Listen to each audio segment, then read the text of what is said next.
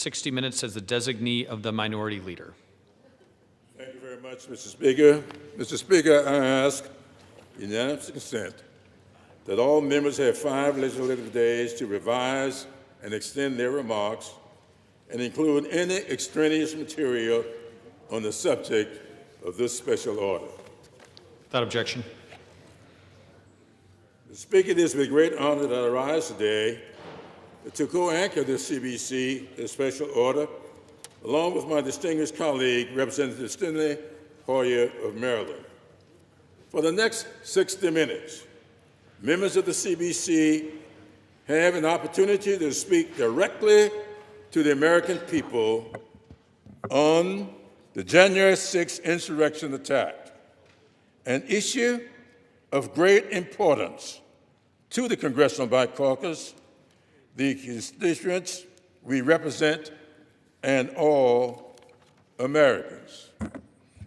Now, Mr. Speaker, I rise to pay homage to the men and women who 5 years ago risked their lives protecting the lives of those elected officials who met in this hall in fulfillment of their constitutional duties to peacefully transfer presidential power after the November 2020 elections.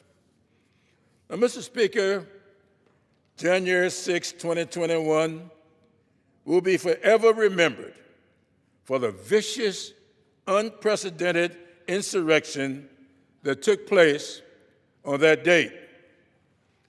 On December 31st, 2025, the House Judiciary Committee released the transcript of its December 17th private 8-hour interview with Special Counsel Jack Smith, whose investigation into the events of that day led him to describe January 6th as an event that, and I quote, does not happen without President Trump, end of quote. Smith testified that Donald Trump is the most culpable and most responsible person in the criminal conspiracy to overturn the results of the 2020 election. He continued, these crimes were committed for his benefit. The other co-conspirators were doing this for his benefit. Smith concluded, Trump caused the violence, exploited it, and refused to stop it. Now, Mr. Speaker, I was in this hall on January 6, 2021, and was among those whisked away to an undisclosed location. My staff huddled behind barricaded doors that were badly damaged by the mob that was described by some of my Republican colleagues as patriots on a tour of the Capitol. Our valiant United States Capitol Police and first responders did everything they could to keep us out of harm's way. Some were beaten, strangled, and tased.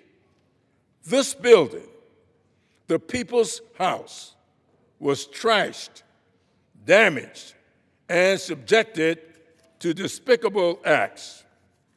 Members of Congress and their staffs feared for their lives.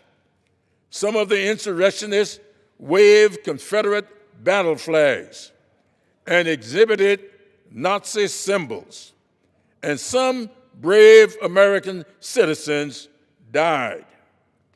A Republican senator, Senator Ron Johnson, said, by and large, it was a peaceful protest. Now, Mr. Speaker, this was not a peaceful protest. It was unadulterated violence. The President of the United States and all members of Congress take an oath to defend the Constitution from all enemies, foreign and domestic. That oath is a recognition of the fact that there will be times throughout history when we must deal with the enemy from within. On the second day of his presidency, President Trump granted blanket pardons and commutations to nearly 1,600 of the rioters who stormed this Capitol on January 6, 2021. The president decided that these perpetrators should be pardoned and not pay for their crimes.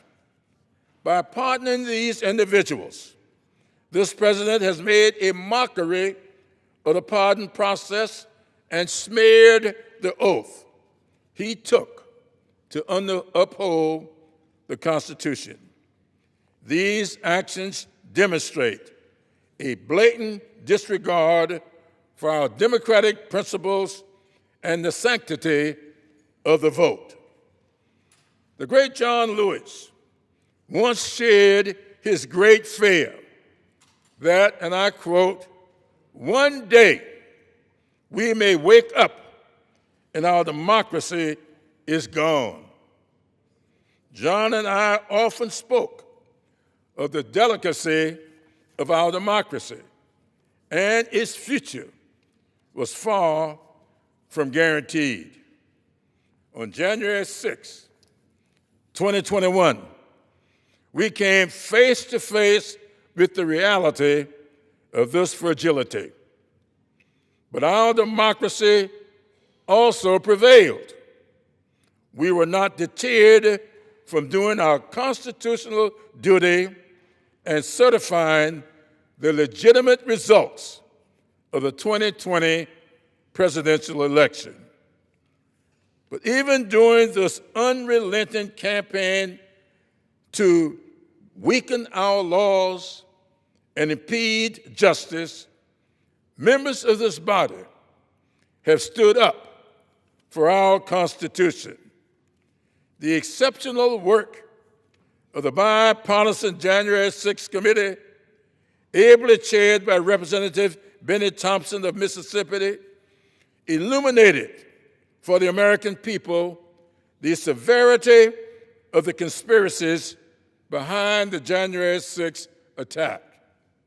Congress has also passed critical reforms to safeguard the legal process for future presidential elections to help ensure this never happens again.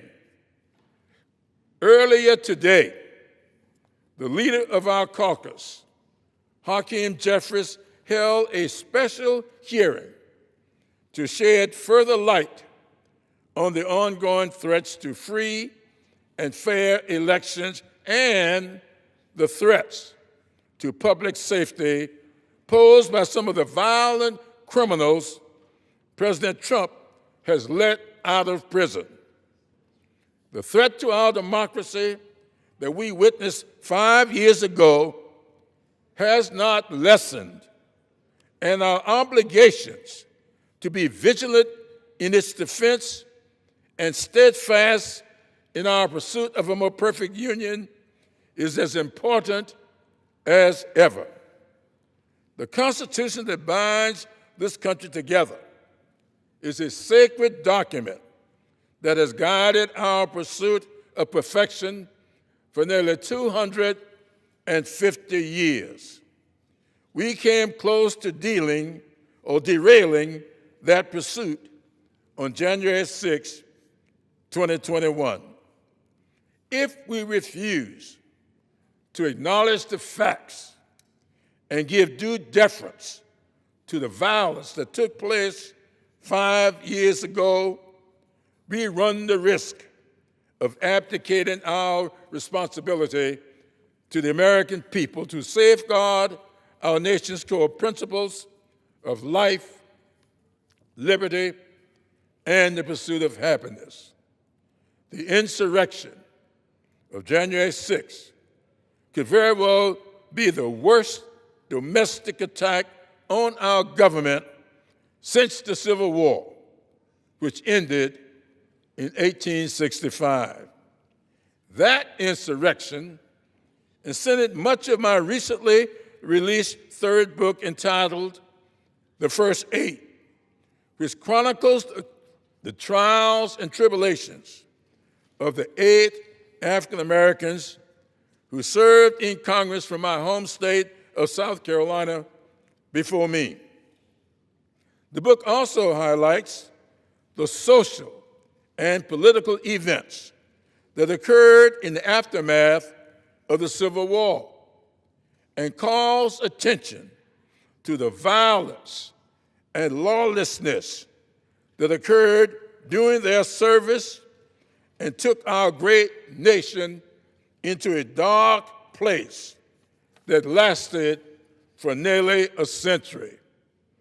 There are 95 years between number 8 in that group and yours truly, number 9.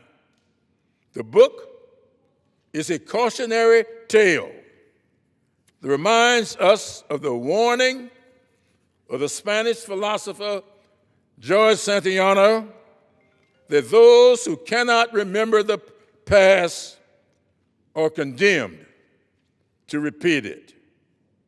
I fear that the danger John Lewis fretted about is facing us today. The aftermath of January 6, 2021 continues to test our ability to protect our freedom and our willingness to continue our trek toward a more perfect union. And now, Mr. Speaker, it is my privilege to yield to the Honorable Cindy Hoyer from the state of Maryland. Mr. Hoyer. I thank my friend for yielding.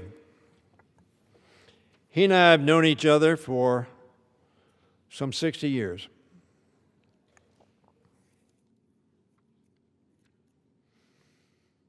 We've served in this body for a very long time.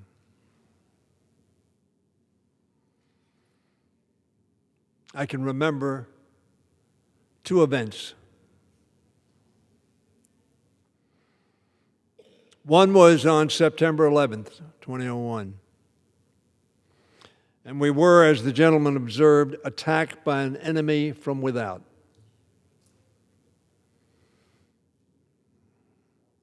That was horrific. America lost thousands of lives that day. We stood on the steps of the United States Senate that evening and sang, "God Bless America."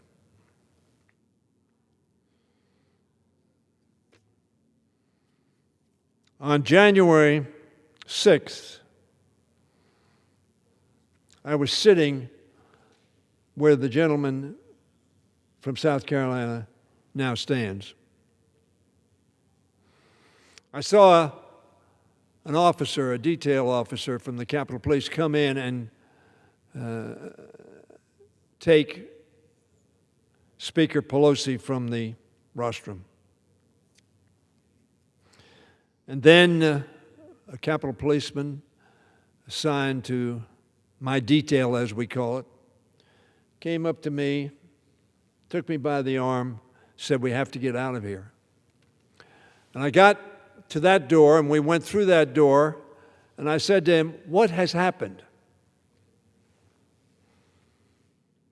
And the stunning words of his reply was, "The Capitol has been breached."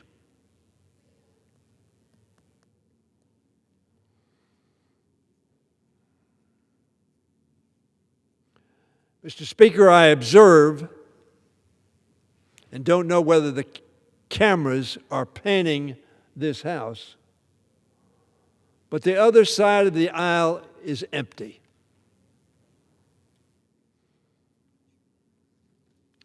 Failing to recognize one of the most grievous, criminal, treasonous events that has happened during the 44-plus years that I've been in this House.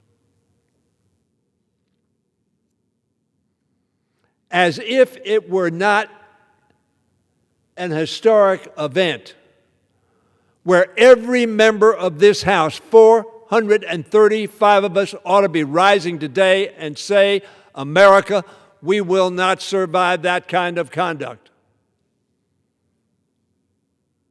That is not America.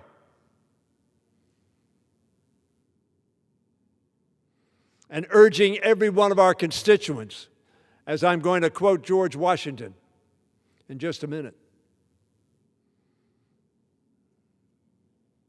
to honor democracy in victory and in defeat.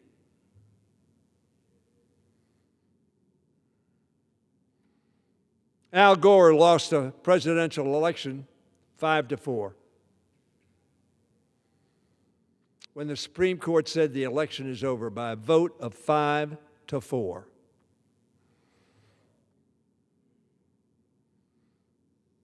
And Al Gore did what real patriots do. He said the court has declared the election ended. And because of my love of America and democracy, and because that is how our system works, a nation of laws, not of men and women. Mr. Speaker, my favorite painting in the Capitol hangs in the rotunda. Painted by John Trumbull, it depicts George Washington in the Maryland State Senate chamber as he resigns his commission as Commander-in-Chief of the Continental Army at the end of the Revolutionary War. That painting, Mr. Speaker, is testament to a man who so eagerly relinquished his power and who only reluctantly reclaimed it when the American people called him to serve as their first president. It is a symbol of the peaceful transition of power upon which our democracy depends. Mr. Speaker, 5 years ago today, that painting towered over the swarm of insurrectionists Donald Trump sent to this Capitol.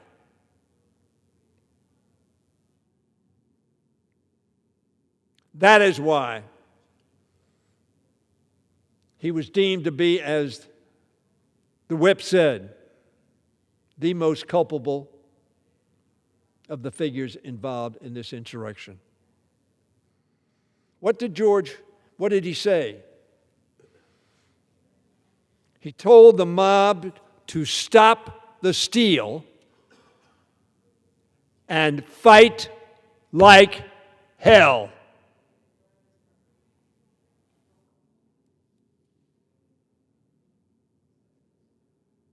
And then he deployed them to the Capitol of the United States of America, the beacon of democracy, freedom, and liberty for all the world.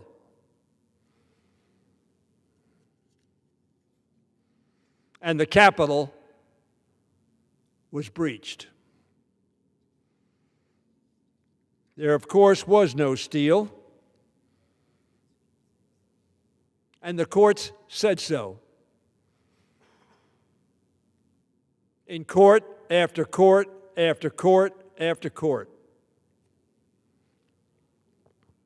But unlike Al Gore, President Trump did not honor the courts. Rather, he deployed an army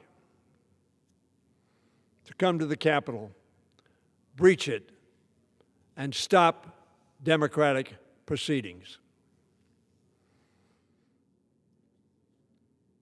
The Army he deployed maimed some 140 of our brave U.S. Capitol Police officers, several of whom lost their lives.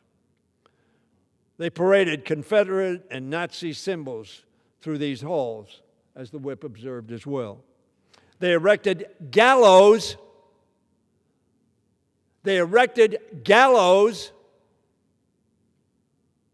On the Capitol lawn to hang the Republican Vice President of the United States, and so stated. Unlike the past few months, the National Guard was nowhere to be found. Donald Trump had every opportunity to restore order. The Republican leader of this House, Mr. McCarthy, called the White House and said, "Mr. President, you need to stop this violence."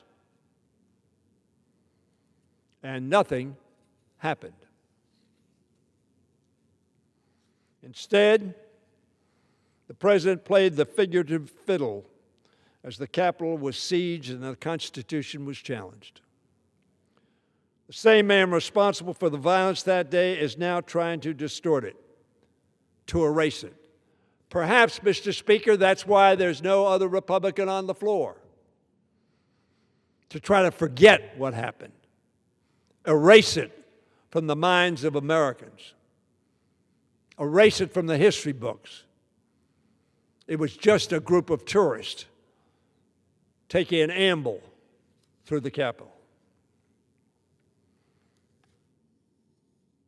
Mr. Speaker, the President of the United States inexplicably has described January 6th as a day of love.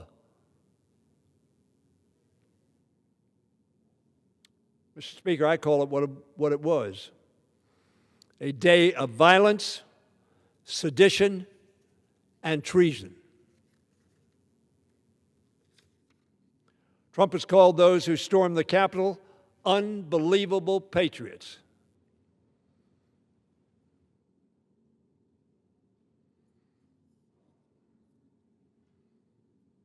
$435 of us ought to be on this floor saying, "No, sir, it was unbelievable violence and sedition."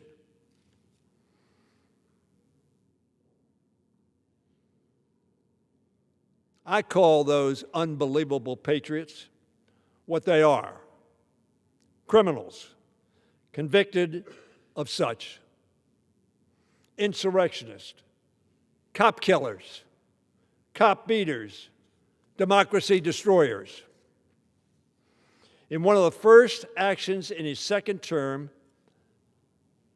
the whip has mentioned this, others will mention it, and I use the word inexplicable. In his first days in office, some 1,600 insurrectionists who stormed this Capitol, who breached this Capitol, who tried to stop democracy from working, were pardoned by the President of the United States, Mr. Donald J. Trump. David Dempsey, sentenced to 20 years, viciously assaulted and injured police officers, including the Lower West Terrace at the Lower West Terrace Tunnel, using weapons made from broken furniture, pepper spray, and flagpoles.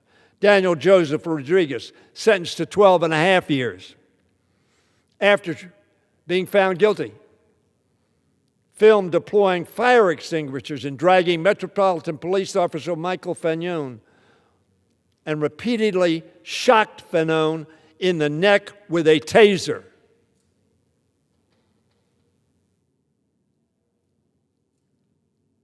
Pardoned.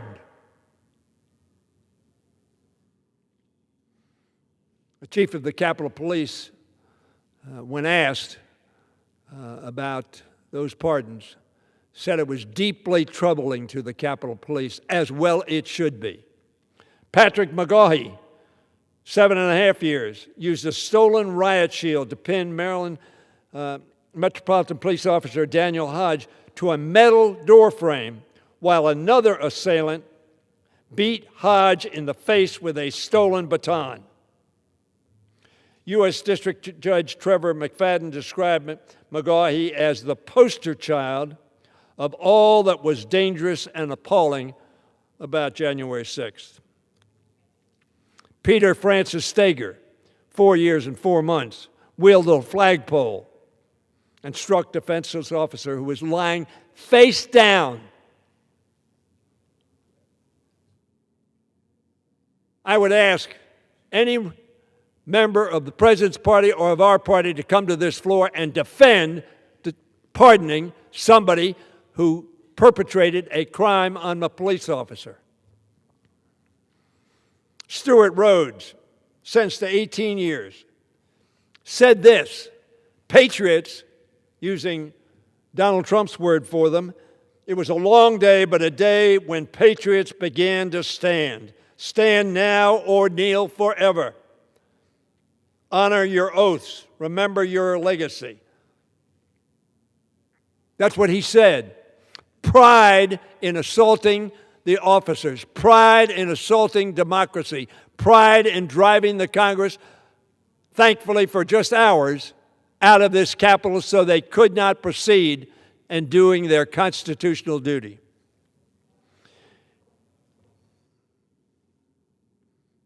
That pardon list included 600 who were charged with assaulting or obstructing law enforcement.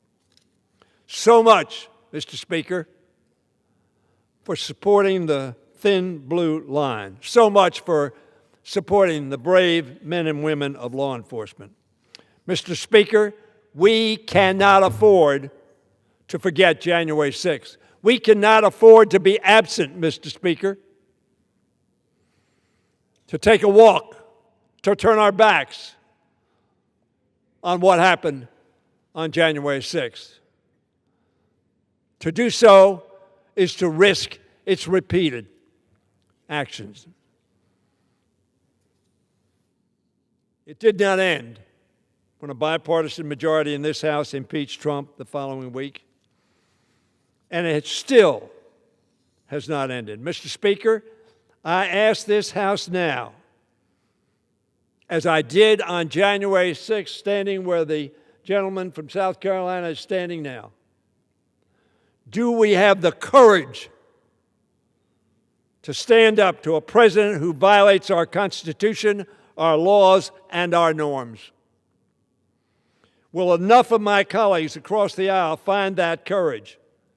Liz Cheney found that courage. Liz Cheney, the third-ranking Republican in the House of Representatives.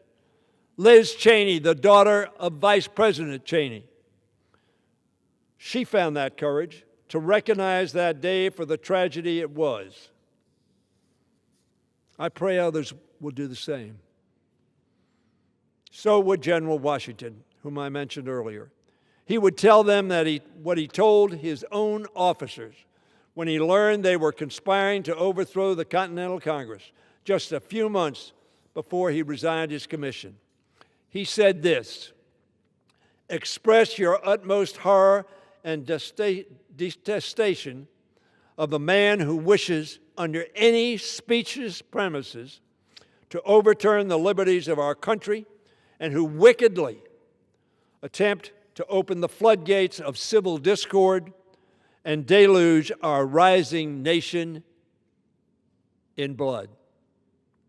That is what happened on January 6th. On January 6th, we saw the floodgates of insurrection open.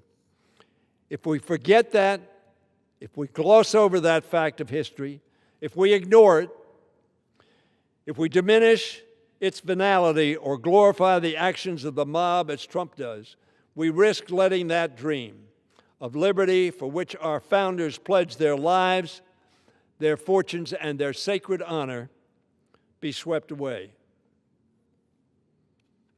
Let us remember January 6th, lest it be repeated. I yield back. I thank the gentleman from Maryland for yielding back the time, and I thank him for his friendship for these 60-plus years, 30 years as my colleague. Mr. Speaker, I now yield 2 minutes to the chair of the Congressional Black Caucus, Congresswoman Yvette Clarke of New York.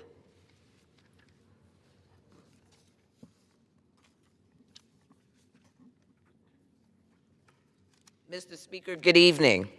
I'm Congresswoman Yvette D. Clarke, Chair of the Congressional Black Caucus for the 119th session of Congress and proud representative of New York's 9th Congressional District, located in central and southwest Brooklyn. I want to thank my colleagues, Congressman James Clyburn of South Carolina and Congressman Steny Hoyer of Maryland, for co-anchoring this Congressional Black Caucus Special Order Hour.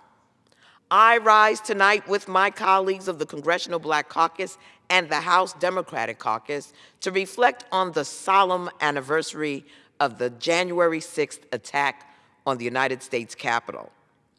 The deadly insurrection of January 6th, 2021 was not merely an attack on a building, but a direct and violent assault on members of Congress, law enforcement, staff, and the very foundations of our democracy.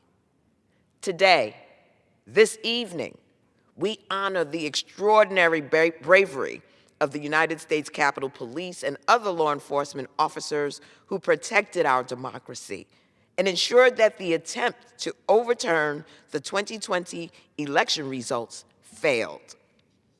5 years later, it is not lost on members of our caucus that efforts to overturn the results of the 2020 election through false claims of illegitimate voting occurred during a year when we saw historic participation of Black voters. That participation resulted in Democratic victories up and down the ballot, as well as the election of the first Black woman vice president. Today, we cannot ignore the reality that efforts to disenfranchise Black communities are still ongoing. Soon, in Louisiana v. Calais case, the Supreme Court will decide whether Section 2 of the Voting Rights Act, which outlaws racial discrimination in our electoral system, still allows Black and minority voters to challenge racially discriminatory voting maps in court, making clear that the fight to protect our democracy is far from over. We will never forget the horrors of January 6th, nor will we turn a blind eye to the efforts that continue to threaten the promise of equal participation in our democracy, undermine the very foundations on which this nation and its governance has been built. The January 6th, 2021 attack on the U.S. Capitol and the occupants of the Capitol complex is a day that will live in infamy. And with that, Mr. Speaker, I yield back to the gentleman from South Carolina. I thank the gentlelady for her comments, and with that, I'd like to yield 1 minute to Kwaize Mfume from the great state of Maryland. Representative Mfume.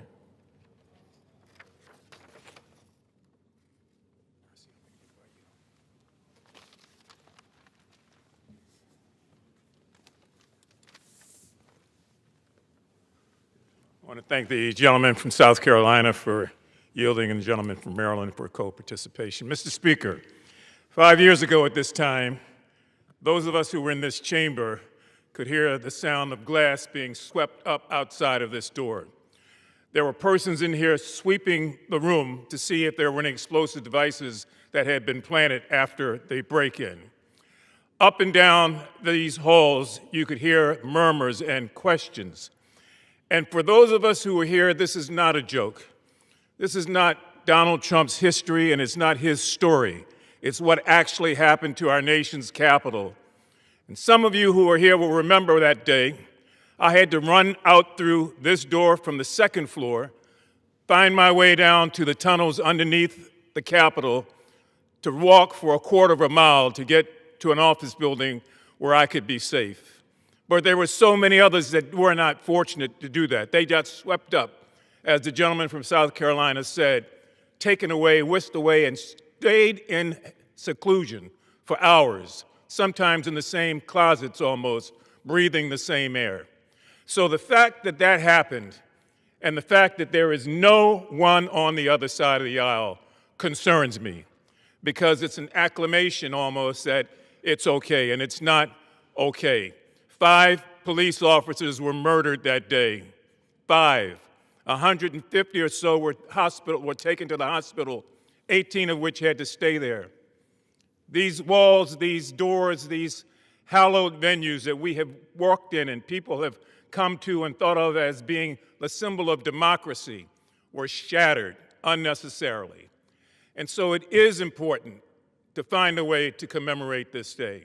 It is important to remind the rest of the country that what Donald Trump said were visitors visiting the Capitol to go sightseeing was a lie, and that his pardon of over 1,000 individuals later is a shameful, shameful act.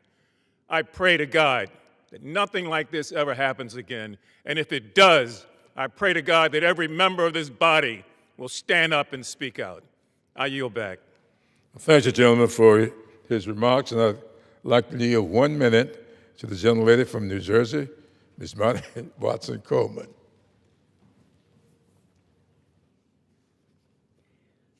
I first want to thank both of our members of Congress who are co-leading this very important special order hour.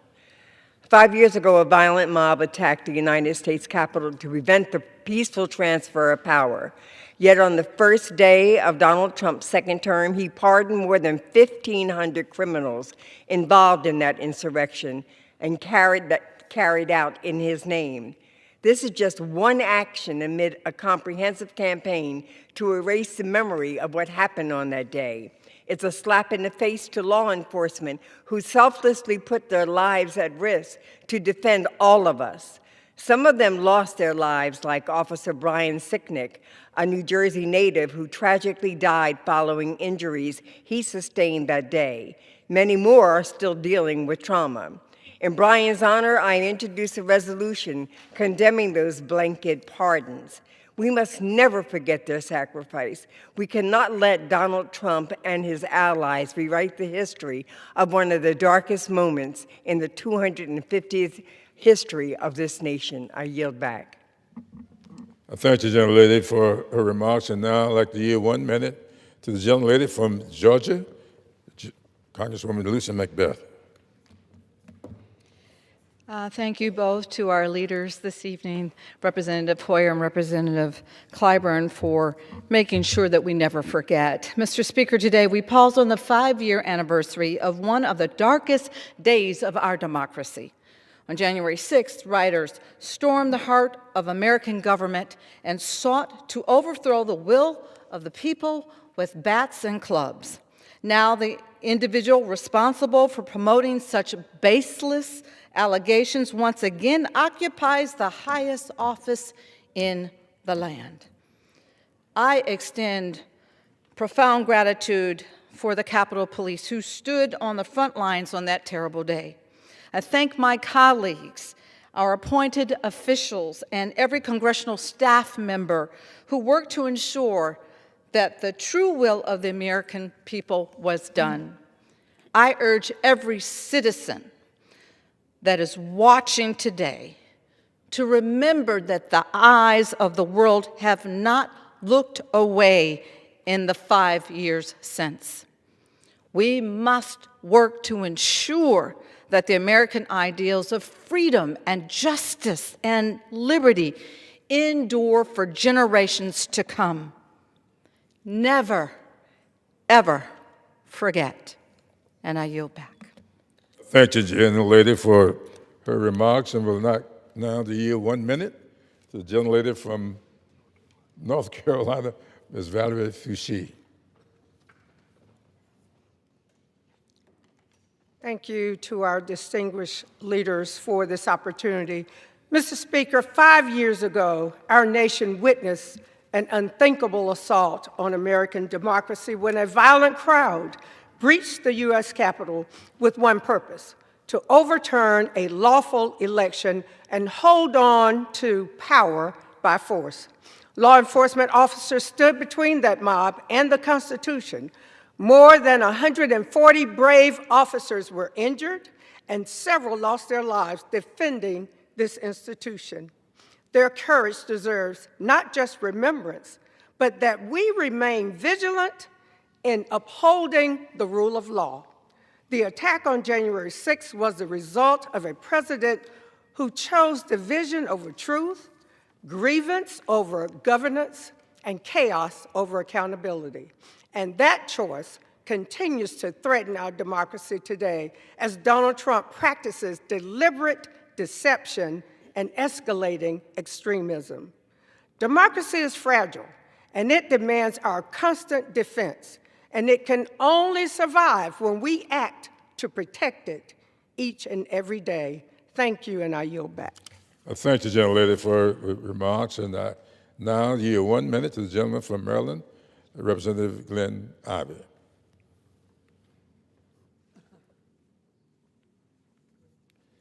I thank my distinguished colleague from South Carolina and certainly my distinguished colleague from Maryland for giving us the opportunity to speak on this issue tonight, the 5th anniversary of that tragic day of the attack on this Capitol. I want to focus on 2 men who were here that day. One was Nathan Tate. He was a police officer who'd grown up in Prince George's County. He had mixed feelings about what the police do because he'd had some bad experience in his childhood and in his neighborhood, but he decided he could make a difference. He felt called to public service as a police officer. And when he went to work, he joined the Metropolitan Police Department in Washington, D.C., and was sent to some of the toughest neighborhoods in Washington, where I'd actually been a prosecutor many years before. On that tragic day, he was one of the 140 officers who were attacked and injured.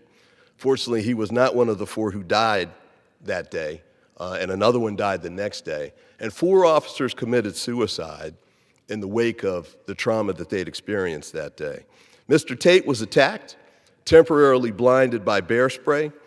He hit his head on the scaffold as he was knocked to the ground and lost consciousness temporarily. He was afraid he wouldn't make it home that night to see his 6 children. He didn't know if he was going to make it. His attacker was a man named Andrew Talkie. And Mr. Talkie later pled guilty to attacking officers, including Mr. Tate, with bear spray and a metal whip. Now, you heard a moment ago that our president and some of our Republican colleagues said that this was a tourist event, but I know not many tourists bring bear spray and whips to the Capitol. And the man who attacked him was also a fugitive from justice at the time he came here. He'd been released on bond from Texas. He was a 32-year-old man, and he was charged with online solicitation of a minor. Fortunately, he was an undercover officer posing as a 15-year-old girl, but there was an arrest warrant out for his arrest at the time he came here and launched that attack. Now, he ended up pleading guilty and accepting responsibility in front of the judge, or so he said, because when you plead guilty, the prosecutor reads a statement of what you've done, and you have to swear under oath that that statement is true. He did that. But at the same time, he'd been bragging about attacking these officers. And later, he came out and he denied responsibility for what he'd done. In fact, he said Officer Tate had attacked him. Now, the judge in that case was appointed by Donald J. Trump. And he heard all of the evidence, and he heard the guilty plea, and the evidence that both sides presented, and he sentenced Mr. Talkie to 6 years in jail. Donald Trump's pardon wiped that away with the stroke of a pen. Now, Mr. Tate, formerly Officer Tate, felt so betrayed by what had happened. Not just that day, not just by the way some members of the the Congress have responded to what happened that day, and not just by the pardon.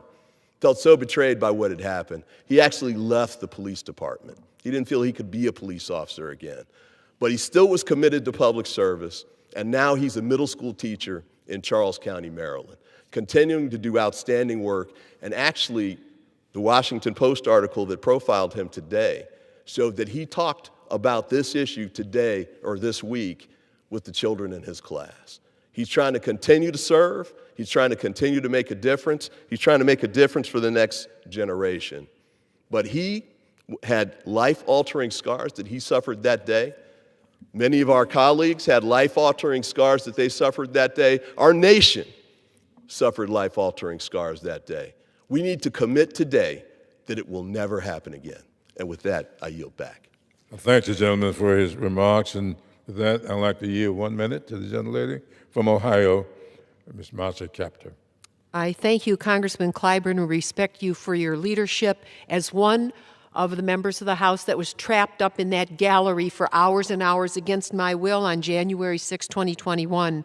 I rise this evening to say the rioters who created the chaos that day here at the Capitol were un-American, they were violent, they were unlawful. And I rise to pay tribute to the 7 officers who died, the 150 that were injured, many of whom were hospitalized, and some deal with the PTS until today. On March 2022, a year following that, this Congress passed a law directing the architect of the Capitol to place a permanent memorial to honor every one of those officers who had violence perpetrated against them. And 5 years after that tragic day, the plaque is here in the Capitol, but the Speaker has not allowed it to be placed. So I rise to urge Speaker Johnson to not allow his worship of one man to rewrite the history of that horrible day. Congress must show respect for those who defended democracy, liberty, and Article 1 of the Constitution of the United States right here in the House of Representatives, defending the vote that occurred in 50 states across this union. We owe them that memorial, and thank you very much, Mr. Speaker. I yield back. Thank you, gentlelady, for your remarks. And I'll now yield 1 minute to Representative Seth Magaziner. Thank you very much, Mr. Clyburn. Mr. Speaker, do not let anyone rewrite the history of what happened on January 6th, 2021. A mob tried to overturn a free and fair election and deny the American people of our God-given right to choose our own leaders. They attacked police officers with pipes, rocks, and other weapons. It was domestic terrorism. Call it what it is. They did it because President Trump lied to them and repeatedly said that he did not lose the election when he in fact did. Democracy only survives when leaders put the will of the people ahead of their own selfish ambition and when the rule of law is enforced. We thank the hundreds of brave police officers who put their lives in harm's way to defend the Capitol and our democracy. They know what it means to be patriotic Americans, and their courage stands in sharp contrast to many of the Republican members of this Congress who are too cowardly to tell the truth about what really happened on January 6th. We deserve leaders who stand for the Constitution, stand for our democracy, not only when it's convenient for them, but always. We must defend American democracy, and I'll yield back. I thank the gentleman for his remarks, and with that, I'd like to yield 1 minute to Representative Subramaniam and begs his indulgence with my pronunciation. You did great. Thank you. Mr. Speaker, we will never forget that 5 years ago on this day, at this president's urging, violent insurrectionists stormed the Capitol and attempted to overturn a peaceful transition of power. And I know that the families of the 140 police officers who were criminally assaulted will never forget either, especially those lives who were taken that day and in the days that followed. Virginians will never forget that day either, including the Virginians who were in the Capitol complex that day and the family of Howie Liebengood, a Capitol police officer from Virginia who took his own life in the aftermath. And most importantly, the American people will never forget that day, or the 1,500 people who were charged with crimes for what they did, but then received a pardon from President Trump in one of his first actions of 2025. Or that at least 33 of them have been rearrested, charged, or sentenced for other crimes, including plotting the murder of an FBI agent or child sexual assault. We will not forget, and those who try to gloss over that day or rewrite history will just be on the wrong side of history. I yield back. I thank the gentleman for his remarks, and with that, I'd like to yield 1 minute to the gentleman from Buffalo, New York, Representative Tim Kennedy. Thank you very much. First, I'd like to recognize the CBC and Chairwoman Clark and Representative Clyburn and Hoyer for hosting this special order hour. 5 years ago, our nation watched in horror as the President of the United States incited a violent attack on this Capitol to overturn an election that he lost. At least 140 officers were viciously assaulted and injured, beaten with flagpoles and fire extinguishers, sprayed with chemicals and tased, all in defense of our democracy. In the days and weeks following the attack, we lost 5 of those police officers, those brave heroes. We mourn their loss. The Department of Justice convicted more than 1,000 rioters and had hundreds of cases pending. With a stroke of a pen on his first day in office, President Trump pardoned every single one, putting violent offenders back on our streets. Since their release, what have some of those pardoned rioters done? They've been charged with assaulting police officers, making terrorist threats, and preying on children. That is who this president set free: violent individuals and child predators. My colleagues on the other side of the aisle ought to recognize the darkness this day represents for our country. The Republican majority must restore checks and balances and finally hold this president accountable before it's too late. I yield back. The gentleman for his remarks, and I would like to inquire of the chair as to how much time is remaining. 7 to 8 minutes, sir. Between 7 and 8 minutes. Thank you very much.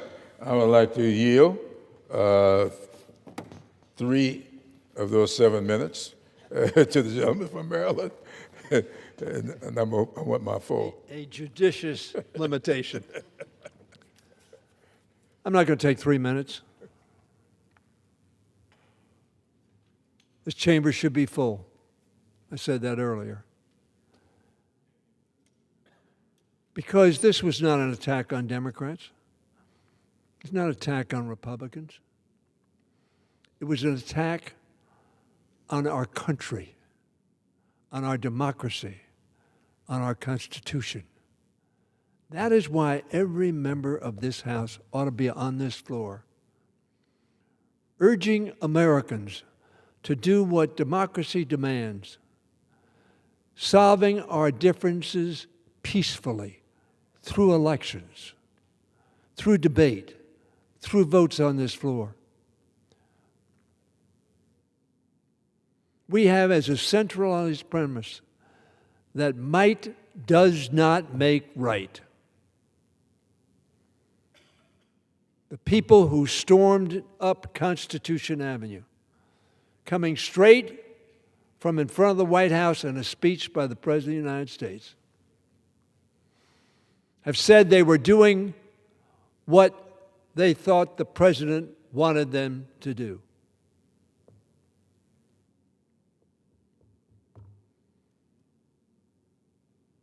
We ask God to bless America. And if we do not speak, we ask God to save America. I yield back. I thank the gentleman for his co-anchorship of these few minutes that we've spent together here on the floor. And Mr. Speaker, you've heard from many of my distinguished colleagues about the events of January 6th, the insurrection that has been misnamed by many of my colleagues. These issues are of great importance to the members of the Congressional Black Caucus. In fact, they're of great importance to our constituents and to all Americans. And when I think about this day, as many of us, will be traveling all over the country. In fact, I'm going to be in the hometown of Representative Kennedy to celebrate Martin Luther King Jr. Day, I think on the 18th of this month. I'm thinking tonight about King's letter from the Birmingham City Jail, which many of us remember was written in response to a letter that he had received from 8 white clergymen who said to King that they wanted him to leave Birmingham. They told King that they thought he was a disruptive force, and they thought that if he were to leave the community, things would be better. But they told King in their letter to him that they did not want him to get them wrong because they believed in his cause, but they just thought that his timing was wrong. King, in his answer to them, said, you know, time itself is neutral. The time is never right. Time is never wrong. Time is always what we make it. But he had a concluding thought there that I've been thinking about all day. King said, you know, I am coming to the conclusion that the people of ill will in our society are making a much better use of time than the people of goodwill. I want us to think about that. Those people who came to this building on January 6, 2021, they did not have goodwill in their hearts nor on their minds. They were people of ill will, and they made pretty good use of their time. But King said this, which I wish to close with. We are going to be made to repent in this generation, not just for the vitriolic words and deeds of bad people, but for the appalling silence of good people. Amen. So I want to say to my friends on the other side of the aisle who have been silent all day, that they may live to regret that silence. And with that, I yield back. Members are reminded to refrain